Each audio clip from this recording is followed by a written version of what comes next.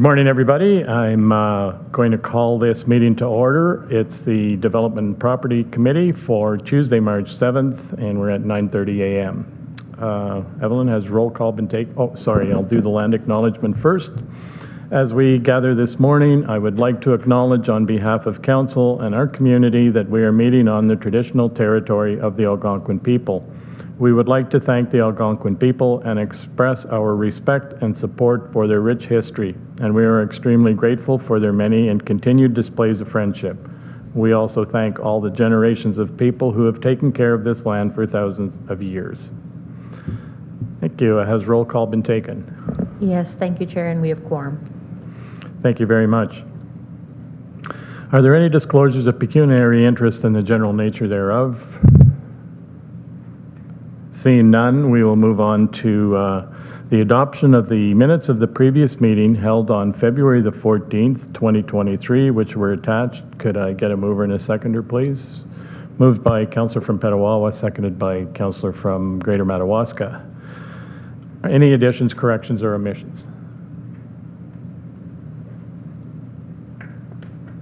Seeing none, we will call for the vote. All in favor? That's carried. Thank you. And we do have a delegation this morning, and I am going to turn it over to Director Davis to introduce them, please. Thank you, Chair, and double duties as assigned. So we have here with us two guests, both from the Whitewater region, to talk about the CN discontinued CN line in the township of Whitewater region. We have here Mayor Neil Nicholson and Ivan Burton, CAO of Whitewater region, and they're here to provide an update how they've progressed with a possible purchase with the CN line, and to give you an update of where we're at. So if I could, please come up to the podium and have your presentation. I think Tina and the group back there are ready for your presentation. And as they come up, as a reminder to this committee, the CN line is, again, different than the CP line that the County of Renfrew purchased in 2016.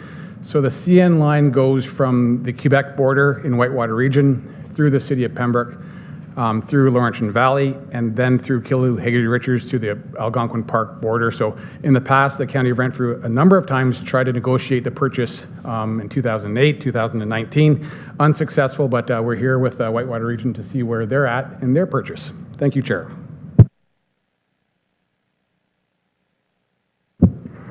Perfect. Thank you, Chair. So some quick introductions. Again, so my name's Neil Nicholson, Mayor of Whitewater Region, and our CAO, Mr. Ivan Burton. We're going to be tag teaming the presentation this morning. And I also have to recognize two members that are in support of our discussion today. We also have the Reeve from Laurentian Valley. He's online electronically, also a member of your committee, as well as their CAO, Mr. Dean Sorio, has attended as well. So, first of all, I just wanted to thank Chair you for allowing this delegation this morning. As I said, I'm going to speak to the first few slides, and then the CEO will get into some of the details. And at the end, we welcome any questions that you might have. Good. So if you can go another slide, please. Excellent. So we asked to be able to be here today to talk to you about the trail systems here in Renfrew County. As many of you know, and as Director, now I've lost his name. Director Davis has already said, the CN rail runs through our municipality as well as a number of others. As with the CP trail, CN is looking to sell it. And from a community perspective, here in Whitewater region, we see this as a tremendous opportunity, not only for our communities, but for the greater recreation and tourism of our region. And networks like this simply can't be reproduced and are potential assets for the greater region. Next slide. So just a little bit of an orientation. The river runs left to right, the Ottawa River. Pembroke is in the far left-hand edge, with Highway 17 coming down to Iron Park.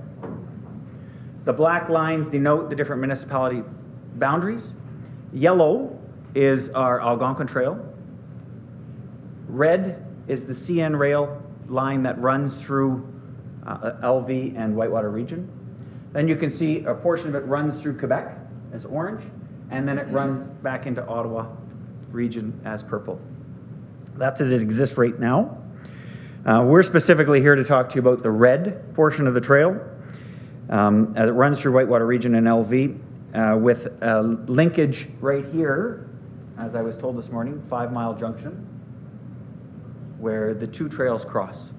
And we see potential for networking these two trail systems. At this point, I'll turn it over to the CAO. And we'll move to the next slide, please. Thanks so much, the members of County Council and the committee chair for having me as well here today. Just going to highlight a few pieces to the acquisition and lease and the details of this section of trail within Whitewater Region. We've essentially divided the trail into 3 sections. The first one would be those lands within the Township of Whitewater Region, so physically on the ground. As well as the second section would be the interprovincial bridge, so the interprovincial bridge which crosses the Ottawa River north of the Chenot Dam. And then the third section is a section in Quebec. So there's a portion of land in Quebec that we are in the process of potentially leasing. And the purpose for that lease is that Ontario municipalities are not permitted to actually own land in other provinces. So in order for us to secure the bridge, the abutments where it connects to the land in Quebec, we have to lease that land as well. So there's 3 sections, if you will. We've divided it into 3 sections. So the full length of it is 35 kilometers. As I understand it, the Algonquin Trail through Renfrew County is about 300 kilometers in length. So this would represent about 10% of the length of the Algonquin Trail. Within the Whitewater section, there's the former station. So within Foresters Falls, Beachburg, in Finchley and Perrotin. And then there's 5 total bridges. So the Ottawa River Bridge, which is quite immense. It connects us with the province of Quebec. And then there's 4 other bridges: the Brooms Creek, Beachburg, McGonigal, and Moxham. So 2 of those bridges cross roads, and then the other 3 cross water bodies. And if I get to the next slide, please. So a bit of a timeline, and Director Davis did speak to the 2015 and 2019 timelines. So back in 2015, there were a consortium of municipalities, 4 municipalities together, who passed a memorandum of understanding in order to seek the County of Renfrew to negotiate on our behalf for the acquisition of the CN line through our communities. So that included Laurentian Valley, Killaloe, Haggerty Richards, Pembroke, and Whitewater Region. So as I understand it in conversation with Director Davis this morning, is that would bring the connection into the Algonquin Park to some degree.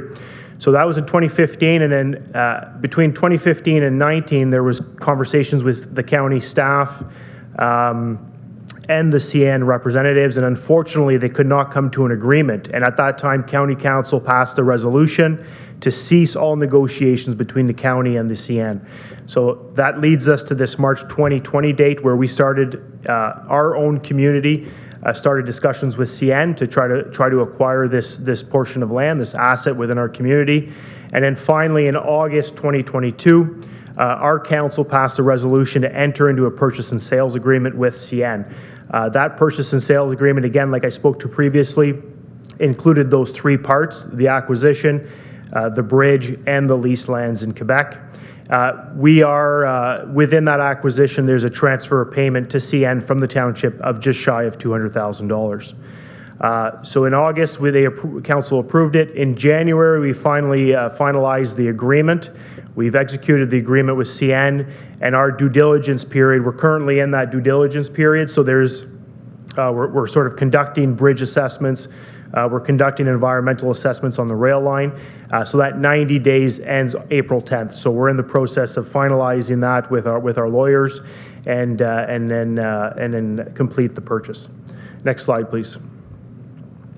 So just highlighting a bit of strategic direction, both at the Whitewater Region level and at the county level. So just highlighting that the acquisition of this asset is identified in our strategic plan. So we identify that economic development is very important, and recreation and trails. So as Mayor Nicholson will speak to at the last slide, it benefits not only connections between all these trails, but also it connects to some degree our tourism sector on the Ottawa River. The township completed an active transportation plan in 2022, and again, that strategic direction was that we should make any attempt that we can to acquire this portion of land. Next slide, please. And then just highlighting the 2023 strategic plan that County Council has just passed, as well as the official plan of the County of Renfrew. So just highlighting that one of the objectives or priorities in the county strategic plan is to identify shared services or opportunities where we could find partnerships with our local lower tier municipalities. And in conversation with CAO Kelly, apologies, just yesterday, there is an intent to try to converse with lower tier municipalities to try to create those partnerships. And then the county official plan highlights these active transportation networks within its transportation policy. So just highlighting that not only this trail, but all the trails in Renfrew County serve a great purpose in all of our communities. Next slide, please. And so just as a quick point of engagement, and we'll speak to that as it pertains to leverage. So we have engaged with the Whitewater Snowgoers, so the Whitewater Snowmobile Club in our township, and as well with the Renfrew County ATV. We've engaged with the Department of Fisheries and Oceans and Transport Canada at the federal level, and as well with the Ministry of Infrastructure more recently as a delegation at Roma. So we've started the engagement, and we feel that our partnership with the county could help leverage that. So maybe over to Mayor Nicholson on the next slide, please. So perfect, just some benefits and considerations. As you can see, the connectivity of the trail is key, and the reason why we see the CAO here from Laurentian Valley and as well as the Reeve already being read into it, it ties in both of our communities and gains us access to the Algonquin Trail, and that is through another province, through Quebec. And of course, with the province of Quebec, they have as you're probably aware, different regulations when it comes between snowmobiles and ATVs accessing their trails, but it's fully used by their snowmobiles. And I know the Director Davies can add to that. So some of the leverage, the county has achieved some great things and is probably one of the experts in the province when it comes to converting rail beds to trail systems. And we're seeing that, and we're seeing monumental gains being made with the Algonquin Trail. We want to leverage that and be able to access that kind of expertise to do the same thing in Whitewater Region and hopefully Laurentian Valley.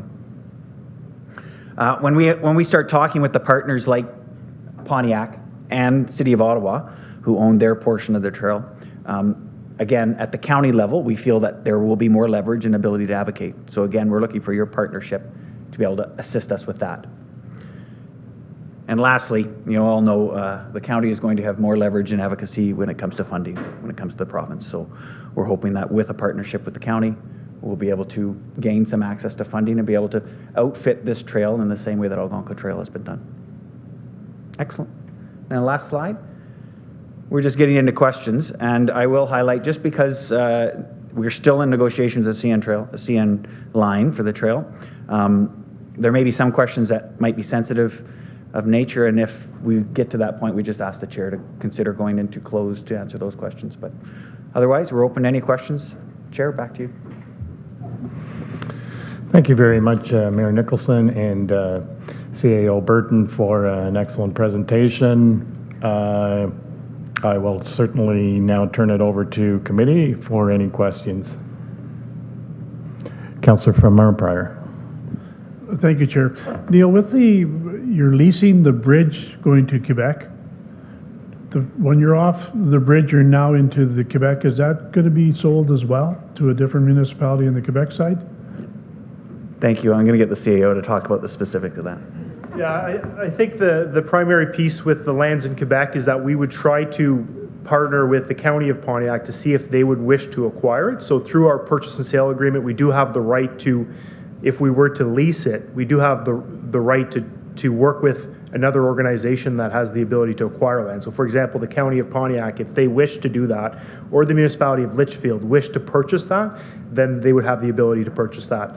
So does that kind of answer the question? My concern is usually with bridges costs a lot of money, and we've had a couple of issues with bridges. So if there's a joint venture on that bridge, like the Quebec and us share on the cost of that thing, then I got no issues. But if it's going to be all County of Renfrew or Whitewater, then I sort of have some hesitation. Thank you.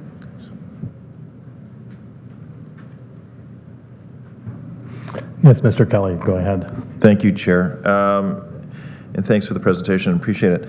One milestone that was missed or omitted, and it's important to note, is the fact that the piece through the city of Pembroke has been sold in 2020, 2021, something in the last couple of years, and has eliminated a linear asset, the ability for that linear asset to be made whole, and has really limited the potential of the CN as the spokes of the wheel, the bones of the spine, or whatever we called it back in the transportation or the trail strategy, and has limited at least Laurentian Valley and the city of Pembroke with a workaround or a bypass or alternative solution to motorized or unmotorized use along the Algonquin Trail through the city of Pembroke. So where I'm going with this is that it's an asset that's likely never to be built in Ontario again, and the same could be said for the west side of Pembroke that goes all the way to near Indian Station, used the former Indian Station just south of Algonquin Park. So although County Council had directed us otherwise to cease and desist, I'm glad that the townships have looked at this option to continuing with this endeavor, because again, these assets are important to the community, I believe, and provide alternative solutions for some of the other issues that we have ongoing with some of the other trails in our area. Thank you, Chair. Yes, Councillor from Petawawa. Thank you, Chair. Through you to the delegation. This is exciting news, especially for Whitewater and for the county in terms of bringing in more tourism and tourism revenue for sure. And it's interesting that this will tie in the city of Ottawa. And if there are people there that are using ATVs and snowmobiles, right now they have difficulty getting up here. They'd have to drive somewhere, access the Algonquin Trail, but this could bring them all the way up here if this is completed. So to the CAO's point there about the little piece that goes through Pembroke in terms of that being purchased by a private entity, I believe. And correct me if I'm wrong, but I've heard that bridge may be taken down and sold for scrap, which would then cause a little gap in this trail here. And I'm not sure if there is somewhere we can do a detour to access things. But my question is, and I hope I'm getting this right, 5 Mile Crossing, but where the two rail lines meet, I know one goes over top of the other. Is there a plan to have access to both trails so that if somebody is coming over that little interchange, they can get onto or off of the trails onto the other? Thank you, Chair. Yes, we would love that opportunity. Unfortunately, that junction is in Laurentian Valley, so I can't speak to that portion of the trail. The director may also have some comments on that, but we would love that opportunity and think that they need to be connected as a larger network for exactly those reasons. But it's going to take some partnerships between the lower tiers and the upper tier to get through that piece. Director Davis. Thank you, Chair. So there is great opportunity and possibilities with the 5 Mile Crossing. So right now the CN line goes over the current Algonquin Trail as in a bridge structure. The idea that staff have looked at is to create a level crossing there. Currently the snowmobiles do have a switchback at that location to do this. But in the long term, it'd be probably beneficial to have a level crossing there, again, working with Laurentian Valley if they are interested in purchasing that 1 kilometer section in their municipality. But it is an easy solution, and it's a cost-effective solution too. So I want to congratulate you and your municipalities for actually getting this far with CN. I'd like to reiterate, staff spent a lot of time back in 2008 when we first tried to purchase a small section of the CN line.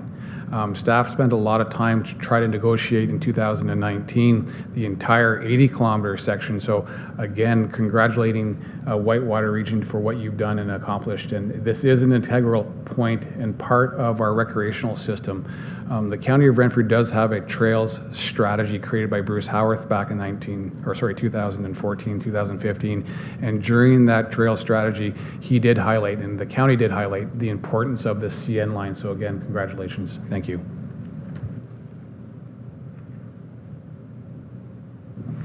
Councillor from Greater Madawaska, and then Councillor from Petawawa. Thank you, Chair. Through you. You mentioned that there's, I believe you said 3 stations or old stations that were there.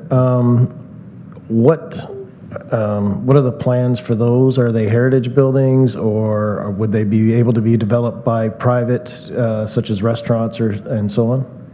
Yeah, so maybe there was a lack of clarity there. Former stations, so the structures are no longer existent. They're just wider sections, if you will, of the track where there used to be former stations. Thanks. Thank you. Councillor Petawawa. Thank you, Chair. Just a question about the bridge structures themselves. How much work needs to be done on those to take them up to safety standards in terms of railings and anything else that needs to be done to any of those bridges? So I would say that as it pertains to the use by snowmobilers, they're currently being used by snowmobiles by virtue of the snowmobile clubs having agreements with CN. So basically, as I understand it, they're safe for use. We have, as part of our due diligence, engaged an engineering firm to assess the structure themselves. Unfortunately, I won't go into great detail on that. So we have the assessment, we've received it, and it'll help shape our decisions moving forward. But certainly, as I understand it today, they're being used by the clubs, they're being used by the ATVs and the snowmobilers. So just by virtue of that, I would say they're safe. And as I understand it, those clubs are maintaining them and have made significant improvements to these bridges. So they're usable. As it pertains to the assets, the cost for the structures, I can't really go into detail at this time. Thanks. Councillor from McNabb-Braeside. Through you, Chair, to the delegation. So very interesting and exciting presentation. Again, congratulations to Whitewater for picking up this project and for taking the lead on it. And I know it involves a lot of other jurisdictions, so it's not an easy task to make this happen. It'll certainly be very beneficial to the county as a whole if this transpires. And the more trails that we have, the more we're gonna be known as a tremendous tourist destination. So thank you for taking this on. What I'm wondering is what participation does the county have in this, or are you asking for, or how can we support this, or where's the connection there with the county? And again, congratulations for taking on this at the township level. Thank you, Chair, and thank you for the question. And at this point, what we would hope that the committee would consider is direction to staff to enter into some discussions with our 2 lower-tier municipalities to work out some sort of future partnership that they can come back to you with a recommendation to proceed. So that would be our optimal solution. Director Davies, is there anything you wanted to add, Chair? Sorry. Yes, Director Davis, please. Thank you, Chair, and thank you for the delegation. So that is the intent from Whitewater Region, as you heard. So I'm going to look at CEO Craig Kelly to see about the process about this recommendation, or if there's a recommendation at this time to bring forward to committee or bring forward to staff as a direction. Thanks, Chair. What I would suggest to the delegation is that a formal request be made by resolution by your municipality to the County of Renfrew for consideration. And we've heard the delegation, obviously it's on record now. But if we have a formal ask, although you've verbalized it today, it would be nice to get that by resolution, and we'll push it through the committee and council as required. Are there, yes, Councillor from Arnprior. Thank you, Chair. When you talked about the bridges, there was 3 bridges. 1 goes across water, 2 don't. Option if we're taking the bridge down at the 5 corners, is there a possibility of taking down the other 2 that cross the roads? I would say that, so there are, within Whitewater Region, there are 5 bridges that are being considered. So the Ottawa River Bridge, and then 2 other, so there's 3 bridges that cross water and 2 bridges that cross roads. The bridges that cross roads, there may be opportunities to just remove them when they've exceeded their life expectancy. And the ones over the water might be a little bit more difficult. Thanks. And I'm just wondering, a question for staff, because a lot of the councillors here are new. I know how much time and effort staff put into negotiations to acquire this CN line previous. And I'm just wondering if you could refresh my memory, and maybe for the benefit of the rest of council, what really happened that the negotiations were discontinued, and maybe what's happening now that's maybe more conducive to having an agreement?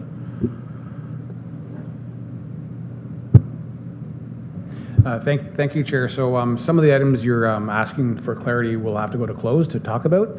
If that's your wish, we can do that. I do know that one of the issues, which was different than with the CP corridor, when we purchased from CP corridor, was the environmental liabilities and who would have those. If there were environmental liabilities, who would have those? So that was one item. But other than that, we can go to close if so wished. So maybe I'll look to council or committee if they would like to go to close to get into more detail. Councillor from McNabb Braeside. I would like to so move. So we have a mover to go into close. Do I have a seconder? Seconded by councillor from Greater Madawaska. All in favor? Oh, Sorry, We just would- a- just a qu- I'm sorry, I have a question. yes, go ahead. So closed, would that be solely for committee, or are we able to extend that to our three guests? That's a question for Mr. Kelly. We can extend it. They are, they have information that they could share with us, so we'll include them. And also a question for Mr. Kelly. So we're going into closed under what section of the Municipal Act?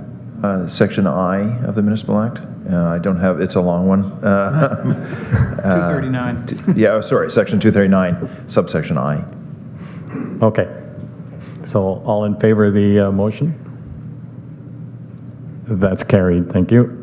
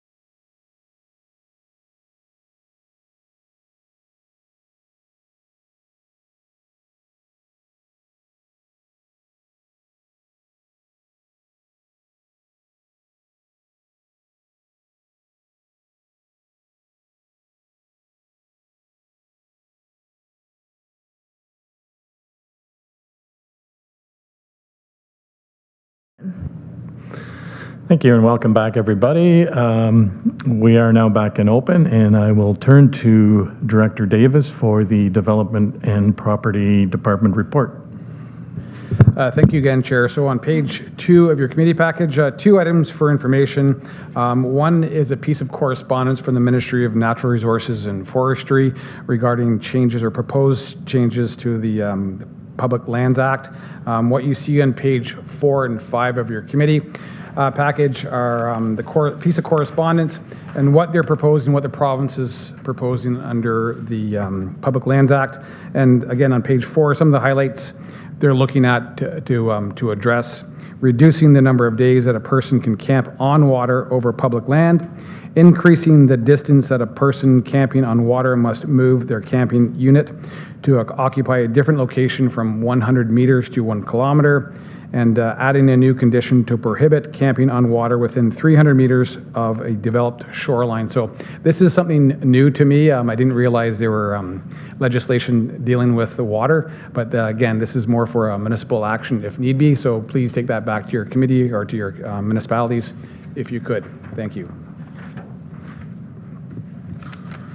Item number 2 is just the residential market activity.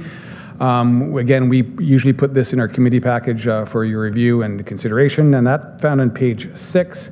And being consistent with last month's committee report, the market is still soft within Renfrew County, which is to be expected at this time, and we're still hoping that there will be an uptick in residential market activity as we move forward. And Chair, those are the 2 items under information. And I do have one additional one, if I could, or do you want to maybe wait till new business? We'll wait till new business then. Thank you, Chair. Thank you, Director Davis. So we will go back to information item number 1, which is the Ontario Regulation 16117, occupation of public lands. Comments, questions? Yes, Councillor from Arnprior. Thank you, Chair. I'm not a water guy, but are these houses on boats that they see at the marinas? Mr. Davis? I'd like to be sure on my answer. I can only guess, Councillor, that, oh, sorry then. I think CEO Craig Kelly has an answer for that I don't have. Mr. Kelly, please. Thank you, Chair. And where it stems from, to the councillor from Arnprior, where it stems from, I believe it was Muskoka or Halliburton, a couple of years ago, actually just last summer, 1 or 2 quote-unquote property owners built a floating container house, a series of container houses on water, and weren't obligated to any codes or zoning or otherwise, and were exempt from taxes, quite honestly. So it caused some issues in some of the cottage country areas that these would take flight as opposed to take float.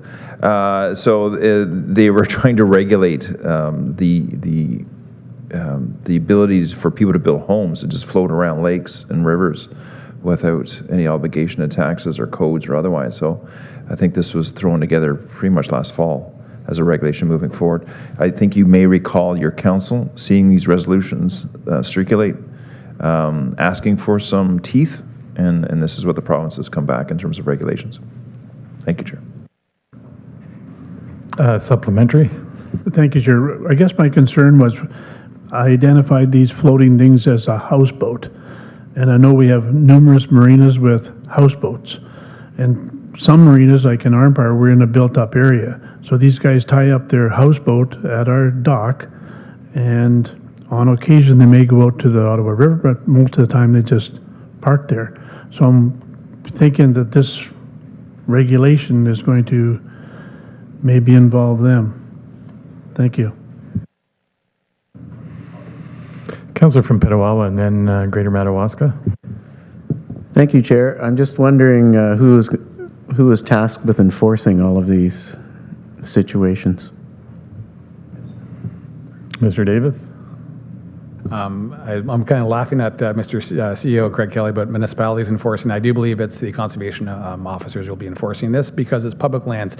And back to the town of Arnprior, Councillor, what you're dealing with when you talk about marinas is private lands. This legislation is talking about public lands, so more to do with the public body, water body. So there is a distinction and a difference. Thank you. Councillor from Greater Madawaska. Just back to the point from the councillor from Arm prior. Within the regulation, it states it is the purpose that the definition of camping unit will be clarified to allow camping on liveaboards, houseboats, but will exclude floating accommodation, float homes, and barges.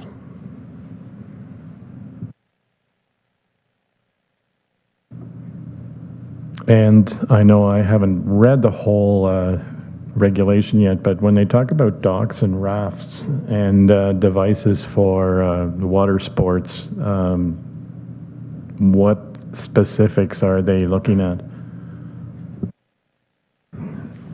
Through you, Chair. So unfortunately, I do not have that answer. I'm not going to pretend to be an expert on this, but again, I am going to defer and make my comment based on anything to do with public lands, not private shore road allowances or things like that. So there is a distinction between public lands and privately owned lands or cottage lots that some of us may have. Thank you. Thank you. Are there any other questions? Seeing none, then we'll move on to item number 2, which is a residential market activity. Comments, questions? I see none, and then we will move on to the resolution. Mr. Davis. Thank you, Chair. I don't think there's a resolution in my my section. So economic development does have one, though. Okay, so we'll move on to the Economic Development Division report. Thank you, Chair. So unfortunately, Manager Melissa Marquardt cannot be here today, so I'll attempt to do what she does better than I do. So on page 7 of your committee package is the Economic Development Division report. Item number 1 for information is the new Invest Renfrew County website.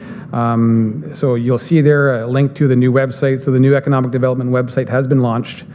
The website is a marketing tool that provides information for potential investors, developers, and entrepreneurs interested in doing business in Renfrew County. And at the time of the writing, Melissa was going to do a presentation of the website, so we'll defer this to when she's back at the next committee meeting. Item number 2 is a Selling Food Forum. So registration has been launched for the Selling Food Forum series. The 2-part series includes an in-person workshop on March 21st. In Eganville, followed by a virtual webinar on March 27th. And you see the cost there and the website, so please pass along this information to the people that you may deem interested. And maybe I'll stop there before I jump to the resolutions. Thank you, Director Davis. So we'll go back to information item number 1, the Renfrew County website, and I'm assuming we'll look forward to having Melissa back to give a more detailed report. Any questions? Seeing none, item number 2 is the Selling Food Forum. Questions, comments? Seeing none, then we will move to the resolution. And Mr. Davis, please. Thank you, Chair, and I'll read the recommendation and have it tabled. So the letter of support for Southeastern Ontario Production Accelerator Fund. So the recommendation, Chair, that the Development and Property Committee recommends that County Council send a letter under the Warden's signature expressing the County of Renfrew's support for the creation of the Southeastern Ontario Production Accelerator Fund, a separate film stream fund under the Ministry of Economic Development, Job Creation, and Trade Eastern Ontario Development Fund, or EODF. Thank you. You've heard the recommendation. Could I get a mover and a seconder, please? Moved by the Warden, seconded by Councillor from McNabb-Braeside. Comments, questions? Warden, please. Thank you. I had the good fortune to be invited to an information session last Tuesday evening about this, and we became interested, the county became interested about 2019, 2018, 19, and into 20. By exposure to the Federation of Northern Ontario Municipalities annual meeting, they had started to report on the impact of the film industry across northeastern Ontario, and the numbers were in the neighborhood of about 100 million. And I think if you take a look at Section 4 of the the report, it talks about 100+ million over 16 years. That's what it's grown to. And COVID slowed down our interest, and we started asking questions. This report came up, and through Melissa, we established contact to ask some questions. So you'll note the map on in section 6 does not include us, but we've been reassured that we are in part of the district because it matches with the Eastern Ontario Development Fund district.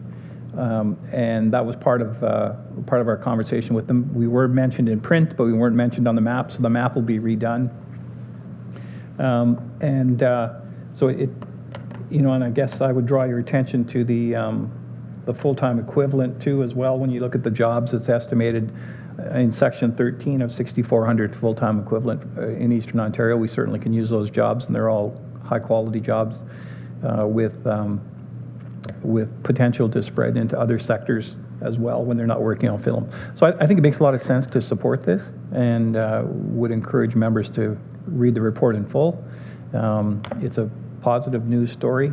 It would be a replication of what has happened in northeastern Ontario, but also an extension of what's going on around GTHA. In speaking with a number of producers and directors at the event last week, they indicated they're getting priced out of GTHA, similar to the hospitality industry or some of the other industries in Ontario right now. They can't keep, their staff can't live in Toronto where the facilities are, and as such, it's important to diversify into other areas. This would allow the sector to build some bench strength in Eastern Ontario, likely with the idea to replicate what's happened in Sudbury, where the studio was built in the early 2009s, I believe, and then the field of study at Canadore about 2011. So I think you could look to those kinds of things to establish it. So thank you. Thank you for that. Any other, yes, Councillor from Arnprior. Thank you, Chair. Just to follow up on that, I very much concur. Arnprior's had 3 films made lately, and they're always coming from Toronto as the producers and whatnot. The good news is one of those producers lived in Arnprior, and that's the reason they're coming to Arnprior. But if we had a home for studios in the county, I'm sure we'd have more movies about who and what we are. Thank you. Thank you. Any other questions, comments? Seeing none, then I'll call the vote. All in favor? That's carried. Thank you. Back to you, Mr. Davis, in the Ottawa Valley Tourist Association report. Thank you again, and hopefully I can do justice for Melissa and her reports. And again, thank you, Warden, for the update on the last item in the report.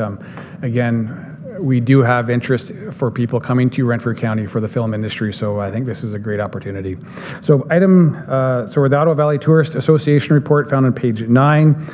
Again, a new website launches for us, the OVTA. So launched their new website, kind of dealing with consumers and industry-facing website in late January. This new website is OVTA's primary marketing tool, and you see there as a link. And again, we were hoping to have Melissa here to do a presentation, but we'll defer this to the next item in the next report, if I could. Item number 2, a new adventure motorcycle route launches. So again, in partnership with OTO, Ontario Highlands Tourism Organization, the OVTA has launched a new adventure motorcycle route in Ottawa Valley called the Pickaxe Loop, 350 kilometers of route. And I think I'm looking at Director Perkins over there as he chuckles as he reads about this. So again, a new tourism activity to be done within Renfrew County. So applaud them for their activities. And if you have a chance, please look at the YouTube video of this route, and I think you might see familiar faces in that. Item number 3 in the report, again, still on page 9, the Ottawa Valley Tourism Awards. So nominations are now open for the Ottawa Valley Tourism Awards. The annual awards are an opportunity to celebrate industry achievements, strive for future excellence, and honor the memory of those before us. And again, we have 3 new categories this year. So again, a total of 6. So we have Tourism Champion as an individual, Business or Organization of the Year, Event of the Year, Tourism Marketing, which is a new one, Sustainable Champion, which is new, and the Tourism Product, which is new. So again, please look at that through the link in the report. And finally, but not least, on page 10 is the Summer Experience Program. So again, as you see there in the report, the follow-up of January's report, additional information has been obtained from the Ministry of Tourism, Culture and Sport about the impact of the Summer Experience Program in Renfrew County, and you'll see in the bullets, the 4 bullets of the report, some changes have taken place. So I'll leave it at that, Chair. Thank you. Thank you, Mr. Davis. So we will go back to information item number 1, which is the Ottawa Valley Tourism, the new website launch, which again, we will look forward to Melissa doing that presentation. Councillor from Arnprior. Thank you, Chair. Just a reminder to the viewers and people watching that when you're staying at a hotel within Ontario, you're allowed to claim part of that as part of your income tax. Thank you. Thank you for that. Any other questions? Item number 2 is the new adventure motorcycle route. Sounds like an interesting route. Oh, Councillor Watt, you had a question? Is this specifically for dirt bikes and that type of a motorcycle? I'll turn to Mr. Davis. Thank you, Chair. Again, not in my wheelhouse. If I could, Chair, maybe talk to Director Perkins, who has participated in this marketing exercise, if I could. Director Perkins, please. Thank you, Chair, and through you to committee and to Councillor Watt. This is an off-road route with sections of paved route, so motorcycles that would use this route would have to be licensed for on-road use as well. But the target market for this is the higher-end off-road motorcycle group that do long-haul trips, that sort of thing. So it can obviously be done on a dirt bike, but the dirt bike would have to be licensed for the road to go between the sections. Thank you. Thank you for that. Any other comments, questions? I see none, so we will go to item 3, which is the Ottawa Valley Tourism Awards. Comments, questions? Item number 4 is the Summer Experience Program.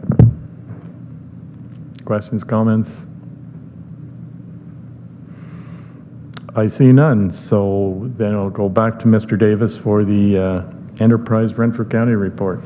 Thanks again, Chair. So on page 11 of your committee package is the Enterprise Renfrew County report.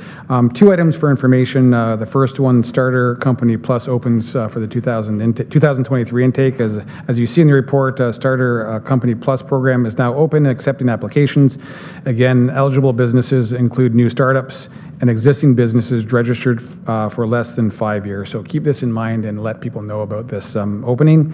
And last but not least in the report is the Francophone Entrepreneurship Programming. Continues throughout the month of March with virtual marketing workshops scheduled for March 21st and 29th. And yesterday, and maybe the warden may want to speak to this, yesterday the Francophone Business Networking Breakfast was held at the Centre in Pembroke with approximately 25 attendees, and I'll leave it at that, Chair. Thank you. Thank you for that. So we'll go back to information item number 1, Starter Company Plus. Comments, questions? Seeing none, then the Francophone Entrepreneurship Programming. And I'll turn to the warden. Thank you. It was a real pleasure to be there. There were, as Director Davis has said, about 25 people there. Melissa from our division, sorry, and Heather were there. Did a great job of running the program. It was in French, and I have to apologize, and I did apologize yesterday. My French is extremely rusty, so I didn't attempt greetings. I stuck with English, but I will endeavor to be better. I had practiced all weekend, but my daughter, who is in French immersion, gave me some advice. She doesn't listen to my advice, but I listened to hers. She said, "Dad, you really don't want to do this." So I'll make a better effort next time to remove all my accents. It was very informative, and I was able to follow, for the most part, the program.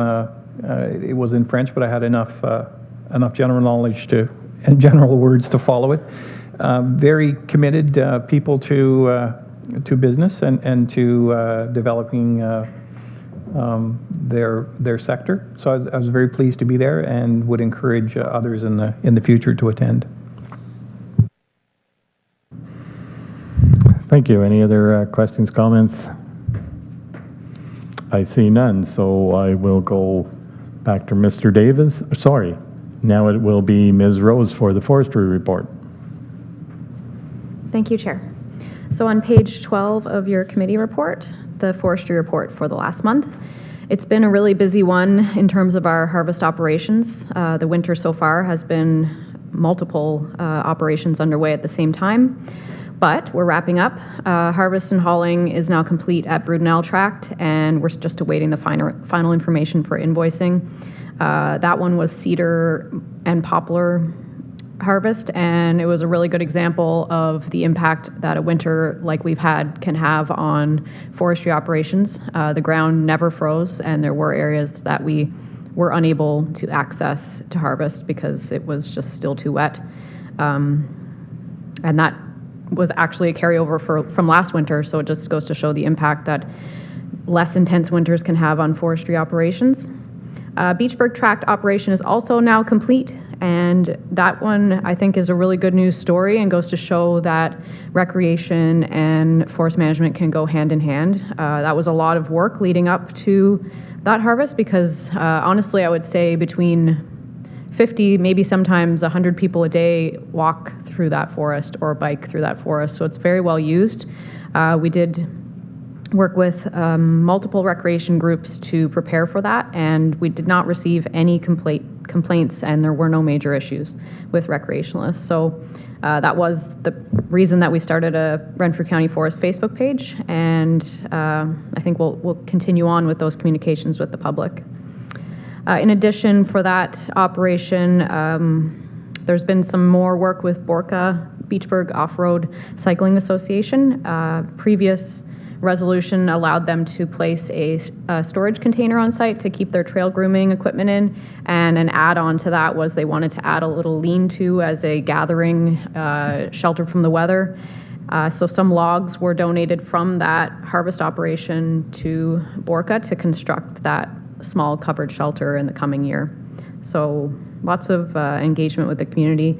Another spin-off from that is that a person who uses the trails regularly has volunteered to make updated educational signs or to print them with the content that we provide. So there's some interesting developments happening at that tract. Another operation is almost wrapped up at Pershik Tract, and they're rushing to get that done and hauled before half loads go on. So lots of progress being made there.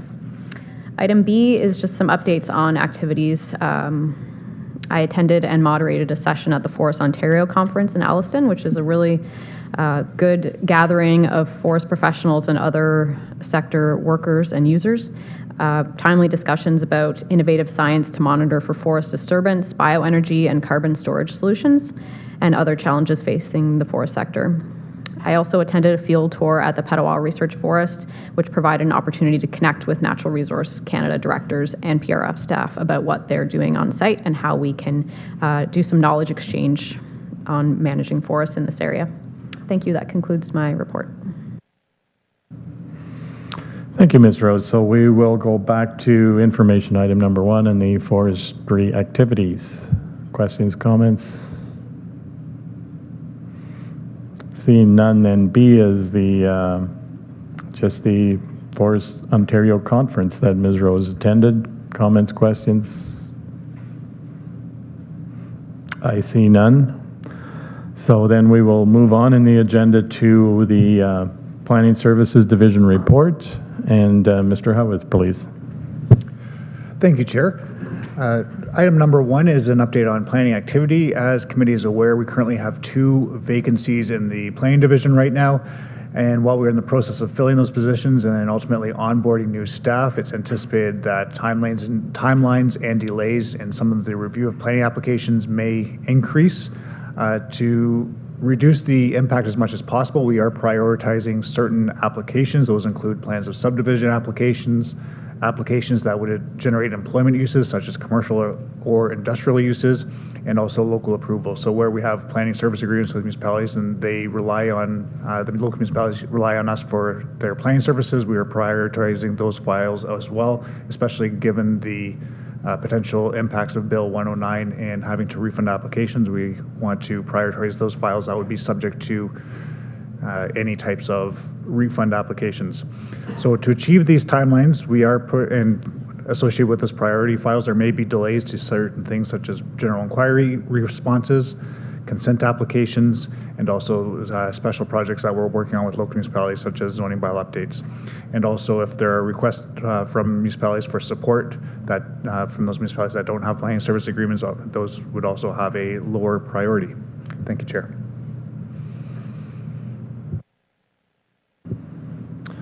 Thank you, Mr. Howarth. And so just going back to that item, are there any questions, comments? Yes, Warden, please.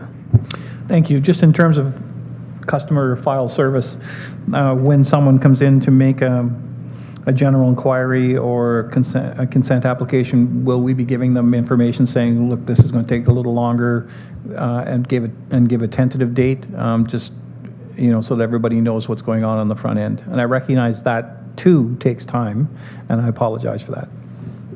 Mr. Howarth. Through you, Chair.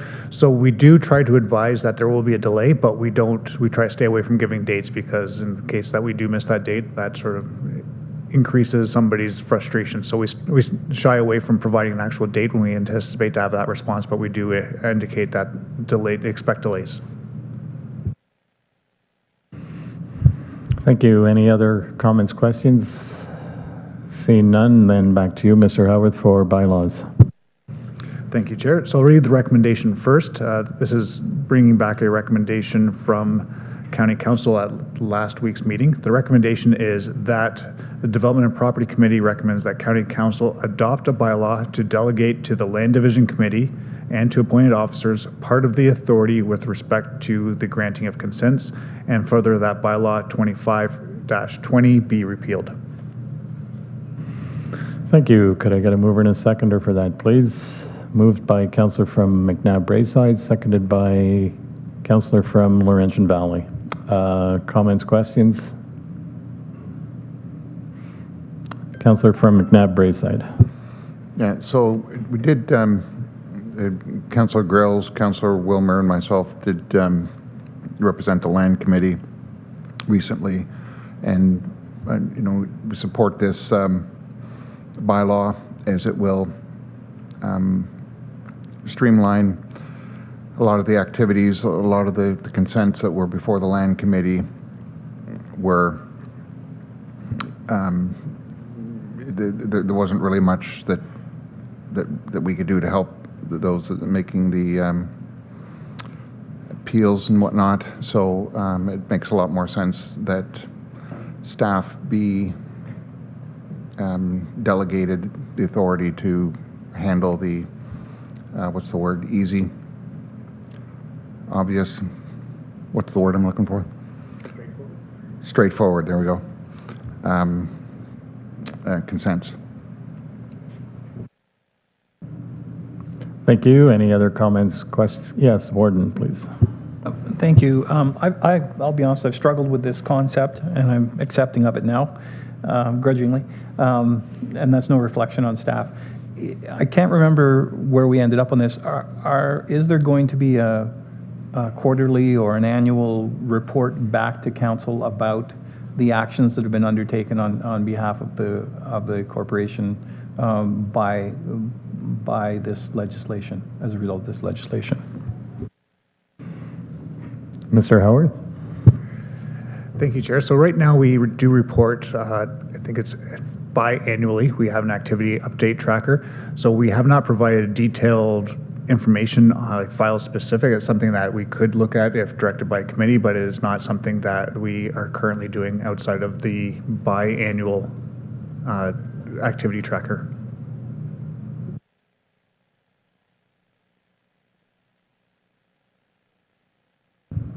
Follow up, Warden? So I have to weigh how much work would it be versus what's the value. The value to me is the governance side, which is always difficult to quantify. So in terms of workload, would it be a substantive burden, or is it a matter of another column?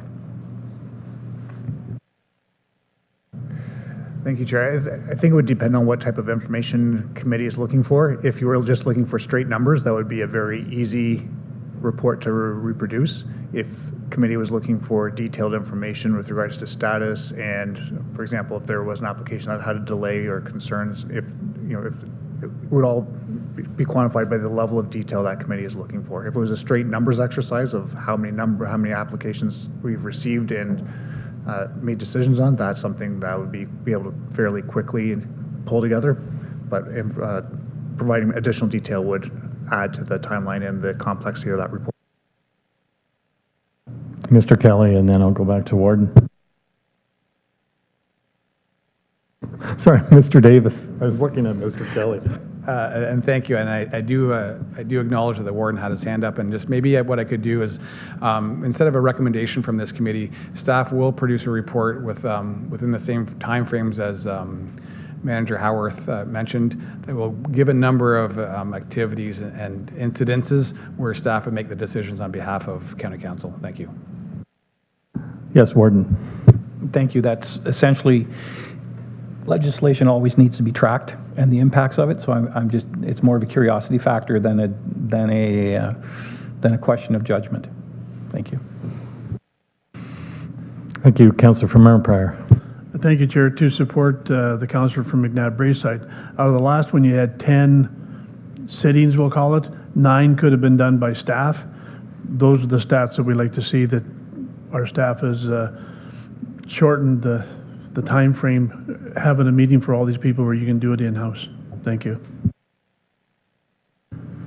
Thank you. Any other comments, questions? Yes, Councillor from Petawawa. Thank you, Chair. So with the removal of public concerns and objections, and I understand that it's all to reduce time and money in terms of getting these things processed, is that where the Zen City software kicks in terms of allowing public an ability to express their concerns, to see what's going on, and then have an avenue where they can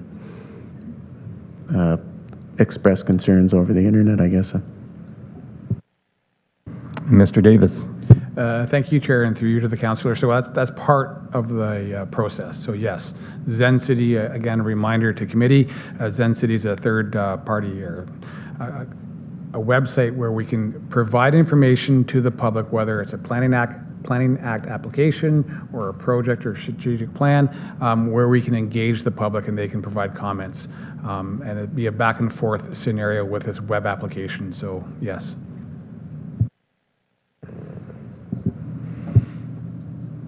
Thank you. If I may, Chair, so Manager Howarth said we're not doing this for consents, but for other matrices and other projects. Thank you. Thank you for that clarification. Any other comments, questions? Seeing none, I'll call the vote. All in favor? And that's carried. Can I get a mover and a seconder to approve we have the bylaw done. Sorry. I need a mover and a seconder to approve the report as a whole. Moved by the warden, seconded by Councillor from Petawawa. Comments, questions? All in favor? That's carried. Thank you. We'll now go to external committee updates, and we have the Algonquin Forest Local Citizens Advisory Committee and also the Ottawa Valley Forest Local Citizens Advisory Committee, and I'll turn over to Councillor from Town of Petawawa. Thank you, Chair. I had the good fortune to attend my first 2 Local Citizens Advisory Committee meetings, one for the Algonquin Forest, one for the Ottawa Valley Forest. And there was a lot of information to take in, and it was very interesting to see what's going on with these 2 associations in terms of forestry and harvesting, replanting, and prep work that they're doing throughout Renfrew County. The one thing I would like to point out that I found the most interesting is there's a University of Guelph graduate student doing a study in Algonquin Park, and she's studying pitcher plants, what I used to think only ate insects, but they're actually eating salamanders in Algonquin Park. So if you get a chance to check this out, it's wild to see these, and she went out at nighttime as well and has pictures of these salamanders trapped in a pitcher plant, and apparently they can last in there anywhere from 3 days to a week before they're completely consumed by the plant. But I found that mind-blowing that that's happening right here in Algonquin Park, and apparently it's something that's not happening anywhere else in the world. So if you have any questions about any of the other things, the only other thing I'd point out is much like our Renfrew County Forest in 2022, the harvests were down. They were experiencing the same problems we were having, so that harvest levels were lower than expected, and they hope to ramp up for 2023. That's it. Thank you. Any comments or questions for Mr. Service? Mr. Davis. Again, thank you, Chair. So just for the new committee members, so this is a relatively new item that the warden has requested. So any ad hoc committees that members may be participating in, we'll be bringing it through the perspective of respective committees. So this is new for us, for these ad hoc committees, and you'll see this more and more. And it may change for a more fulsome report as we move forward, but right now we're going to do verbal updates, as you saw with Councillor Service. But again, thank you very much, Warden, for this new initiative. Thank you for that. Yes, Councillor from Arnprior. My apologies, Chair, we're not to new business yet. And we are now at new business, and Councillor from Arnprior. Thank you, Chair. Just to let Council know that CNL is having a meeting at the Best Western the day after our Council meeting, dealing with the stewardship and the remediation of Chalk River. Thank you, and you all received a press release just after our meeting started, and I'll turn it over to, is it Mr. Davis or Mr. Kelly? Mr. Davis, please. Thank you, the Warden. Thank you, Chair. So what you have in front of you is a media release that was issued late yesterday about the Renfrew County District Health Unit, where they're announcing a service hub relocation. So committee may be aware that the Renfrew County District Health Unit is moving out of our location at 450 O'Brien. And what you see in the service, in the media release, is they did find a new house, a new home. And what you see there is they're relocating to 127 Raglan Street South in the town. I do believe maybe the Warden can give an update of the exact location and their timeframes. Thank you, Chair. Thank you. Warden Nemo. Thank you. They are moving into the town hall in Renfrew. There was a negotiation conducted, and I believe the square footage is in the neighborhood of about 1,600 square feet. I have a little bit of a disadvantage as although sitting on the board of the health unit, I left the meeting when this was being discussed and closed prior to signing the contract, so I only know it from the town side. So there was a negotiation. The health unit